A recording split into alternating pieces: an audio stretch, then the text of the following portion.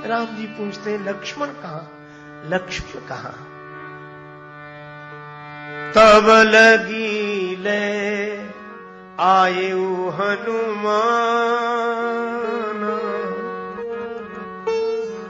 अनुज देखी प्रभु अति दुख माना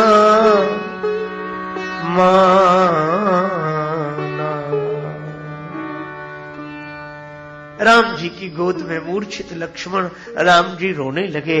मेरो सब पुरुषार्थ थाको, विपत बटावन हार बंधु बिन करो भरोसो काको।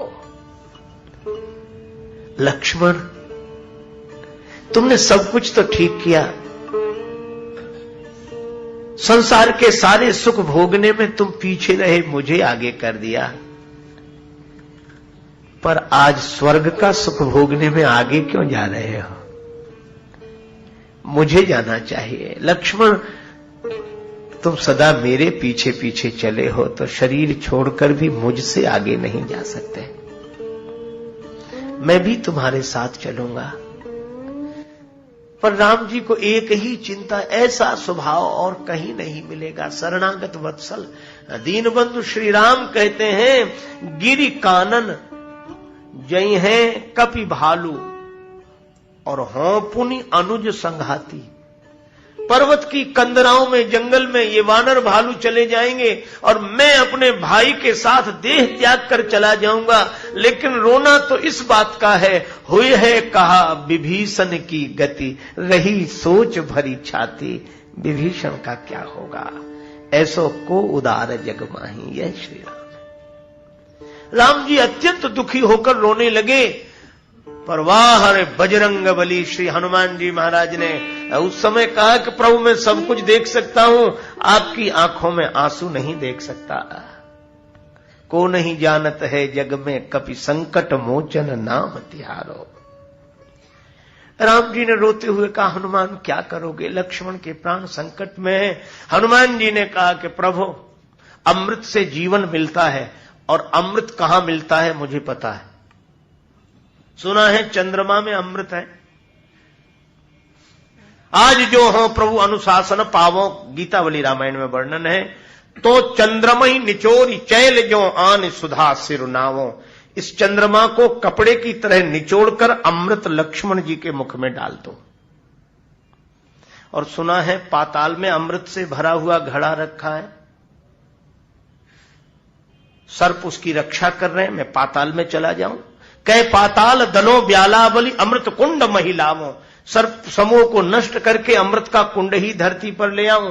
और तीसरी बात तो श्री हनुमान जी ने ऐसी कही जो वे ही कह सकते हैं कि कहो तो मारो मीच नीच मूसक इव सबई को पाप बहावो। आज इस मौत को ही मार डालें, आज के बाद सबका झंझट खत्म।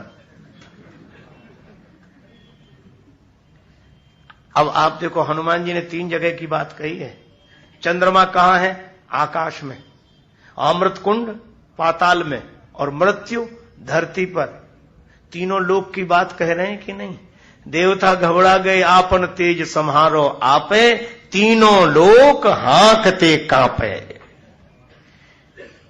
आकाश में चंद्रमा से अमृत ला सकता हूं, पाताल से अमृत कुंड ला सकता हूं और धरती पर मृत्यु को ही मार डालूं। राम जी मन ही मन सोचने लगे कि यह तो मेरी लीला है, पर हनुमान जी यह क्या कर रहे हैं, संभालो।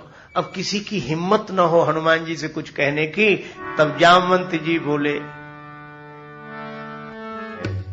जामवंत जी ने कहा सुखैन वैद्य हैं।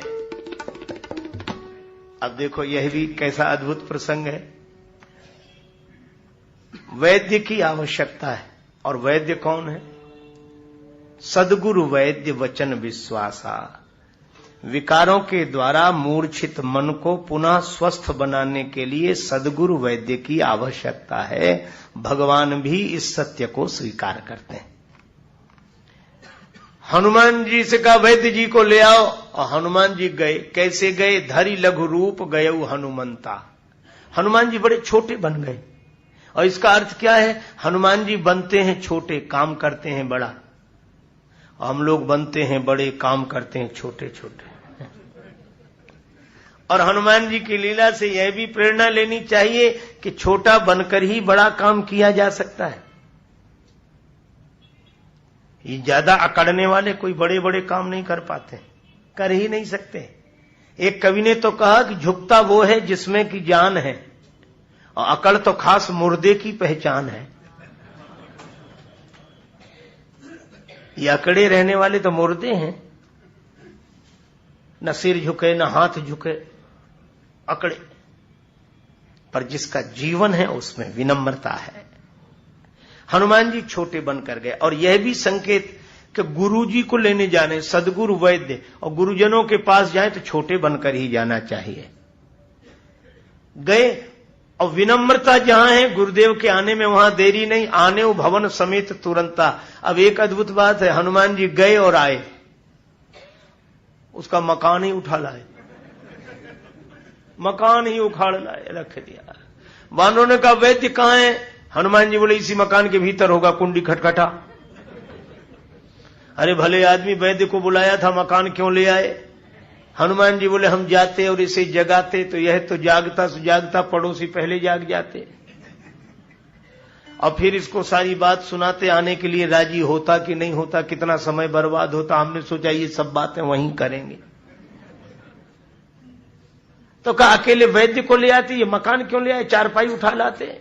हनुमान जी बोले वैद्य यहां आकर कहता कि इलाज का मामला था तो वहां बताते, दवाइयां तो सब वहीं छूट गई, इसलिए सेहत अस्पताल के उठा लाया हूं, देखो दवाई ढूंढो और इलाज करो।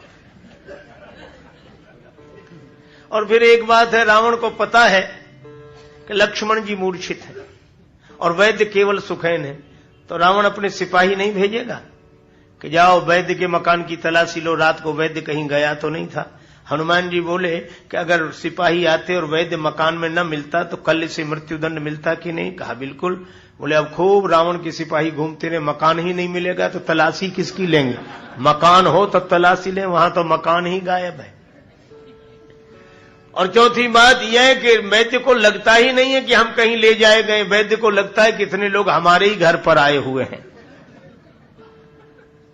अब यह तो है हनुमान जी के युक्ति कौशल की बात, पर इसमें गंभीर आशय क्या है?